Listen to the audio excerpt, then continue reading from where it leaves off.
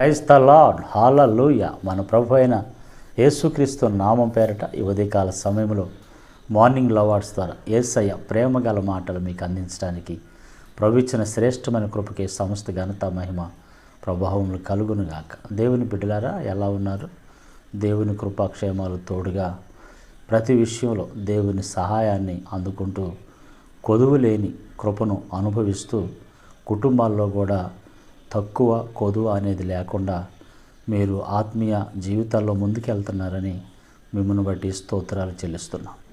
కొన్ని కుటుంబాల్లో ఏదో లేదన్నట్లుగా, ఏదో కొదువైందన్నట్లుగా, ఏదో చాలట్లేదన్నట్లుగా కొన్ని కుటుంబాలు బాధపడతా ఉంటారు. ఎంత చేసినా కూడా ఏదో ఒకటి కొదువుగా ఉన్నట్లు, కొన్ని సందర్భాల్లో సహాయం ఏమి కూడా అందట్లేదు, నాకు కావలసింది సమృద్ధిగా లేదు, ఏ సమయంలో ఏది కావాలో అది నాకు అందట్లేదు అని చాలామంది బాధపడేటటువంటి వాళ్ళు ఉన్నారు.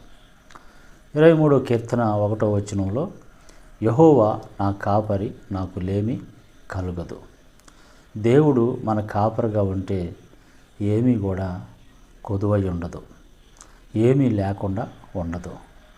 దేవుడు కాపరి కాబట్టి ఏ సమయంలో ఏది కావాలో లేమి అనేది లేకుండా, అంటే కరువు అనేది లేకుండా దేవుడు ఆయన సహాయం చేస్తాడు. ఇది లేదు అది లేదు అనేటటువంటి ఇబ్బందులు లేకుండా, అందరికి ఉండే నాకు లేదు అనేటటువంటి బాధ నీకు రాకుండా దేవుడు సహాయం చేసేటటువంటి వాడై ఉన్నాడు. ఒకసారి అమెరికాలో లాజరస్ అనేటటువంటి ఒక వ్యక్తి జైల్లో బంధించబడ్డాడు. జైల్లో బంధించబడి అతను టైంపాస్ కోసం ఆయన కొంత ఏదో రాయటం మొదలుపెట్టాడు. తర్వాత టైంపాస్ కోసం రాయటం ఎందుకు, కొన్ని ఆధ్యాత్మికమైనటువంటి విషయాలు రాస్తే బాగుంటుంది కదా అని కొన్ని ఆధ్యాత్మికమైనటువంటి విషయాలు రాయటం మొదలెట్టాడు. అయితే రాసుకునే దానికోసం జైల్లో పెన్సిల్స్ ఇస్తారంట వాళ్ళకి. ఆ పెన్సిల్లో అంటే నాణ్యత లేనివి ఇస్తారు. ఆ పెన్సిల్ ముక్కు ఊరకనే ఇరిగిపోయేదిగా. ఎందుకని అట్లా ఊరకే ఇరిగిపోయేది ఇస్తారంటే, బాగా బలమైంది స్ట్రాంగ్ అయిందంటే జైల్లో గొడవలు వచ్చినప్పుడు వీటితో పొడుచుకుంటారు వాళ్ళు. అందుకని పిన్నీసులు కానీ, ఈ పెన్నులు కానీ, జైల్లో ఈ ఇనప సామాన్లు కానీ, ఇట్లాంటి పొదునైన ఏయైనా సరే అనుమతించరు. నేను కూడా ఒక 20 నెలలో రాజమండ్రిలో జీవిత ఖైదీ చేసే కాబట్టి నాకు తెలుసు. గేటు దగ్గరికి లోనికి వెళ్ళిన వెంటనే మొలకొన్న మొడతాడు కానీ, ఎట్లాంటి తాళాలు కానీ, ఐరన్కి సంబంధించి పొదునైన ఏవి కూడా ఉంచరు, తీసి పడేసేస్తారు. అట్లానే ఆ అమెరికాలో జైల్లో ఆ నాణ్యత లేని పెన్సిల్ ఇస్తే అది బాగా ముక్కు ఇరిగిపోతూ ఉంటుందంట. అతను చాలా ఇబ్బంది పడుతూ ఉండేవాడంట. ఒకరోజు అట్లానే ఇబ్బంది పడుతూ ఆధ్యాత్మికంగా దేవుని గురించినటువంటి కొన్ని విషయాలు బాగా రాయాలని రాస్తూ ఉన్నాడంట. రాస్తూ ఉంటుంటే ఆ జైలు సెక్యూరిటీ వార్డుని వచ్చి, ఆ గార్డు వచ్చి తలుపు కొడతా అంటే గేటు దగ్గర కొడతా ఉన్నాడంట. ఇతను పట్టించుకోకుండా రాస్తానే ఉన్నాడు, ఇబ్బంది పడుతున్నాడు, రాస్తున్నాడు, ఇబ్బంది పడుతున్నాడు. అయితే తనతో పాటు జైల్లో ఉన్న ఒక ఖైదీ తలుపు కొడుతున్నాడని వెళ్ళి చూస్తే, పెన్ను ఏమన్నా అవసరమా నీకు అని అడిగాడంట ఆ సెక్యూరిటీ గార్డు. అప్పుడు ఇతను పెన్ను తీసుకున్నాడంట, అవసరమే నాకని తీసుకున్నాడంట. ఆ పెన్ను తీసుకొని వచ్చి ఇతను పెన్సిల్తో ఇబ్బంది పడుతున్నాడు కదా, ఇబ్బంది పడుతున్నప్పుడు ఈ పెన్ను తీసుకొని వచ్చినటువంటి తన తోటి ఖైదీ ఏమన్నాడంటే, ఈ పెన్ను నీకేమన్నా అవసరమా, ఈ పెన్నుతో నువ్వు రాసుకోవచ్చు కదా అని అన్నాడంట. వాస్తవానికి పెన్నులు ఎట్లా పొదినైన జైల్లో అనుమతించరు. ఇంకా ఓల్డ్ కాలాలు అయితే అట్లాంటివి కూడా అసలు, ఇప్పుడైతే కొద్దిగా అవకాశాలు ఉన్నాయి, ఓల్డ్ కాలాలు అయితే అట్లా ఉండదు అసలు.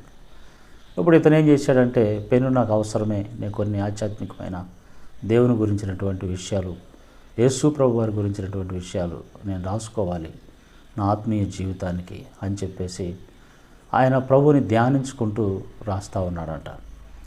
అప్పుడు ఆ పెన్ను ఇచ్చినప్పుడు ఆ పెన్ను తీసుకొని అతడు దేవునికి స్తోత్రాలు చెల్లిస్తూ దేవా, నా అవసరాలన్నీ ఎరిగిన దేవుడు, నన్ను గమనిస్తున్న ఉన్న దేవుడు, నా పక్కనే ఉన్న దేవుడు.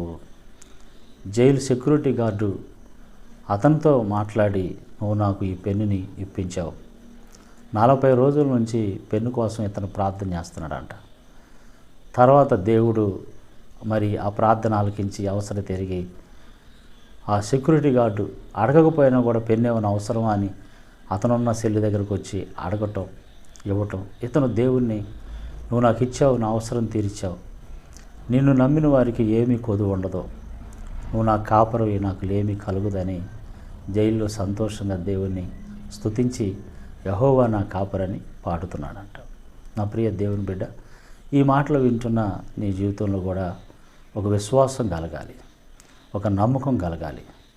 యెహోవా నా కాపరి, నాకు లేమి కలగదు, దేవుడు నా కాపరిగా ఉంటే నాకేం కొదువు ఉండదన్న విశ్వాసం, ఆ నమ్మకం నీలో ఉండాలి.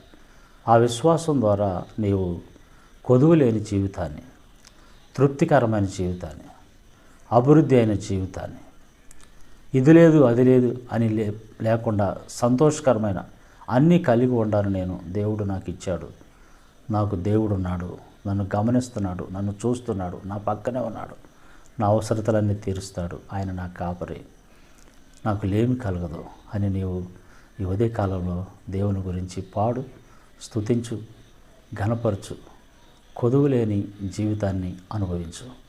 నమ్మితే నాతో ఏకీవించు ఈ ప్రార్థన. సర్వకృపానిధియు యేసు ప్రభువా, నీ గొప్ప నామాన్ని బట్టి స్తోత్రాలు. నువ్వు మా కాపరివి, మాకు ఏమీ కొదువు లేదు. కొదువు లేని నీ కృపను అనుభవించడానికి ఈ మాటలు వింటున్న ప్రతి కుటుంబంలో మీరు కాపరిగా ఉండండి, మాకు కాపరిగా ఉండండి, మా ప్రియులైన బిడ్డలకి కాపరిగా ఉండండి.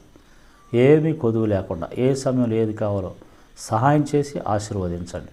యేసు నామములో ప్రార్థిస్తున్నాం తండ్రి. Amen, amen.